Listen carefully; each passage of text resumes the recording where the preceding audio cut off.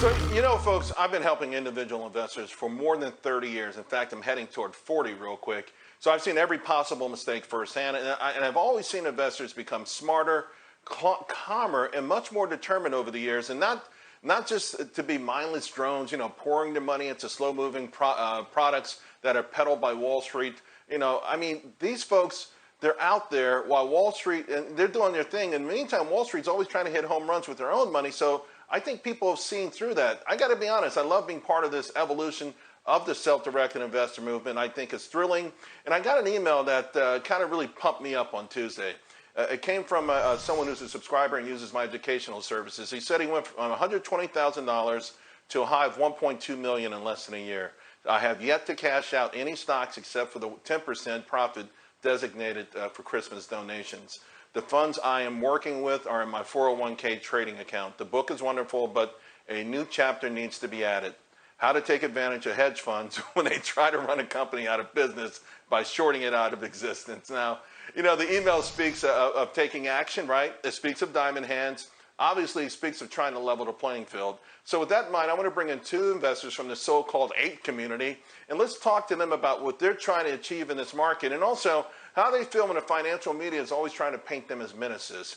Andrew Mo, Mo Money, a YouTube host, and also we have with us from Twitter Space host Tara Bull. Hey, thank you both for coming on. First, just, you know, what drew you to this thing in the first place? You know, and I'll start with you, Tara. What made you focus in on the market, particularly on these AMC and GameStop, those kind of stocks? Well, honestly, I didn't really know what I was getting myself into when I first decided to invest in AMC. I did know about what happened with GameStop, and I guess I didn't want to see the same thing happen with a movie theater company. I love the movies. My family loves the movies. I didn't want to see them, you know, be pushed down. I didn't want to see them, especially during a pandemic. Right. Okay, you know, Andrew, I've watched the YouTube stuff. You're very calm, collected. You have a lot of great information. You know, of course, you're not a financial advisor, but you are sharing information with people. How did you get to this point? Thank you, Charles. From the Moon Platoon, the Andrew Mo Money community, I really appreciate you having us on. It is a story of when people take a look at obvious injustice, when people take a look at companies that have been growing up with them alongside their childhoods and now giving back to that exact same company, GameStop and AMC. There are 4.1 million apes holding the float for a reason on AMC's side. So that's the reason why I'm part of just one of millions.